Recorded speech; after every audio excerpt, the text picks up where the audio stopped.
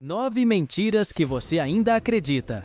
Diariamente, ouvimos diversas afirmações que nem sempre correspondem à realidade. Por exemplo, muitos acreditam que ficar muito tempo na água da piscina provoca rugas nos dedos devido à absorção excessiva de água. Hoje, vamos desvendar algumas dessas crenças populares que, na verdade, são falsas. Se você ainda não se inscreveu no canal, aproveite para se inscrever agora e não se esqueça de deixar um like se gostar do vídeo. Também adoraria ouvir a sua opinião nos comentários. Muitos de vocês já devem ter ouvido que não se deve misturar leite com manga, sob risco de mal-estar. Ou até mesmo que girassóis acompanham o sol. Hoje, vamos esclarecer esses mitos. Começando pelos girassóis, é comum pensar que eles seguem o sol, mas na verdade, eles tendem a apontar para o leste, onde o sol nasce. Eles não mudam de direção seguindo o sol ao longo do dia. Outro mito de que um raio nunca cai no mesmo lugar 2 vezes é um grande equívoco. Na verdade, raios podem e frequentemente atingem o mesmo local várias vezes. Eles são atraídos por objetos altos e isolados, como torres, árvores altas e arranha-céus, exemplificado pela torre Empire State em Nova York, que é frequentemente atingida por raios. Além disso, características geográficas e climáticas, como áreas com alta incidência de tempestades, aumentam a probabilidade de raios atingirem o mesmo local repetidas vezes. O relâmpago, uma descarga elétrica de grande energia, busca o caminho de menor resistência para o solo, o que pode levar a múltiplos impactos no mesmo local. Assim, contrariamente à crença popular, não existe nada na natureza do raio que o impeça de atingir o mesmo lugar mais de uma vez, sendo comum que locais altos e proeminentes sejam atingidos múltiplas vezes, tanto na mesma tempestade quanto em tempestades diferentes ao longo do tempo. Há também o mito de que avestruzes enterram a cabeça no chão quando assustadas. Na realidade, elas se deitam no chão e fingem estar mortas como defesa. Sobre a crença de que tocar sapos pode causar verrugas na pele humana é um equívoco comum, mas não tem base científica.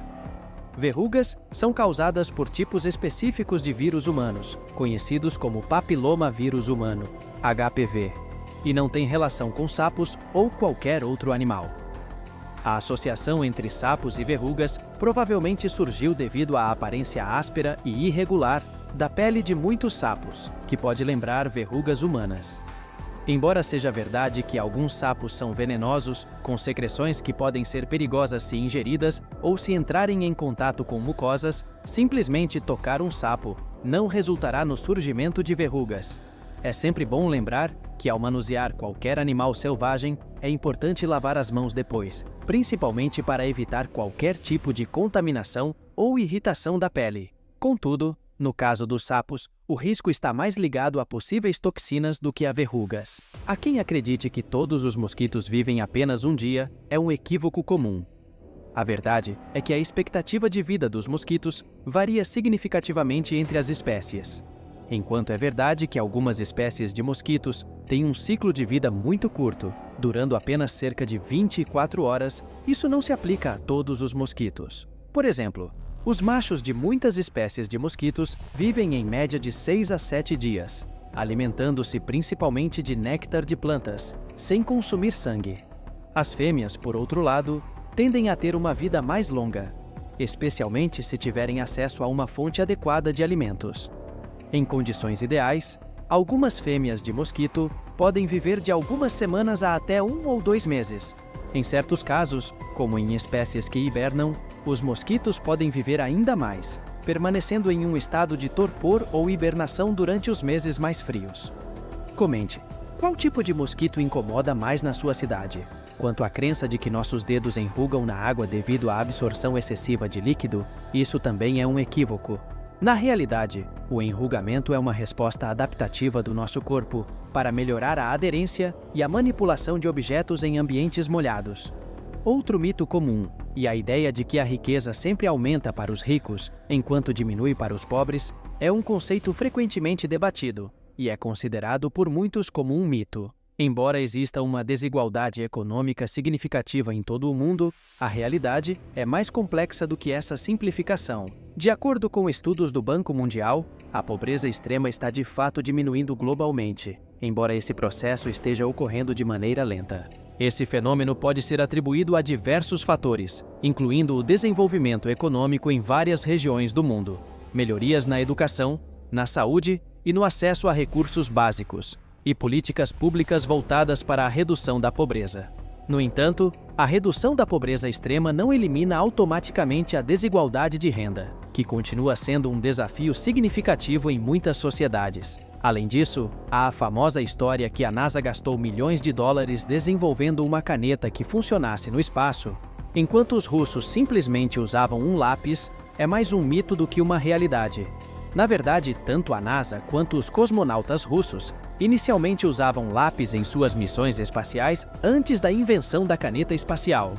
A caneta espacial, conhecida como Space Pen, foi desenvolvida por Paul Fisher, do Fisher Pen Company, e não pela NASA. Fisher criou uma caneta com um cartucho pressurizado que permitia que ela escrevesse em ambientes de gravidade zero, de cabeça para baixo e em uma ampla gama de temperaturas. Contrariando o mito, a NASA não investiu milhões nesse desenvolvimento. Em vez disso, Fisher investiu seu próprio dinheiro no projeto. Após a invenção e os testes bem-sucedidos da caneta espacial, tanto a NASA quanto a Agência Espacial Soviética adotaram essa tecnologia. Eles optaram pela caneta em vez do lápis devido a preocupações com a segurança. Fragmentos de grafite do lápis poderiam flutuar em microgravidade e potencialmente causar danos nos equipamentos sensíveis ou serem inalados pelos astronautas. Portanto, a narrativa popular sobre o desenvolvimento da caneta espacial é mais um exemplo de como os fatos podem ser distorcidos e transformados em mitos ao longo do tempo. Por fim, a noção de que Albert Einstein era um aluno ruim é, de fato, um equívoco bastante difundido. Na realidade, Einstein teve um desempenho acadêmico variado durante seus anos de estudo, mas não era de forma alguma um estudante fraco. Ele demonstrou um talento excepcional, particularmente em matemática e ciências, desde muito jovem. Einstein enfrentou desafios em sua educação, não devido à falta de capacidade, mas em grande parte devido ao seu comportamento independente e sua relutância em aceitar a autoridade sem questionar. Ele era conhecido por desafiar as normas educacionais tradicionais e questionar seus professores, o que, em alguns casos, levou a conflitos.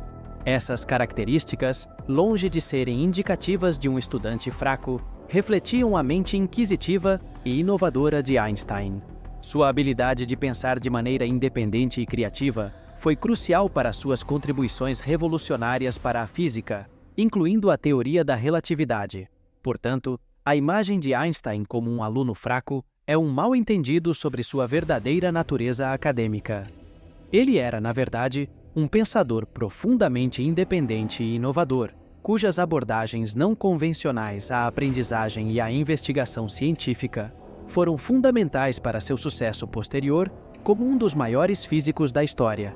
Essas são algumas das curiosidades que muitas vezes são mal interpretadas ou entendidas erroneamente. Compartilhe este vídeo com amigos para espalhar o conhecimento correto e desmistificar esses mitos comuns. Comente se você já tinha ouvido falar em algum desses mitos. Não esqueça de deixar um like se gostou do vídeo. Até o próximo vídeo.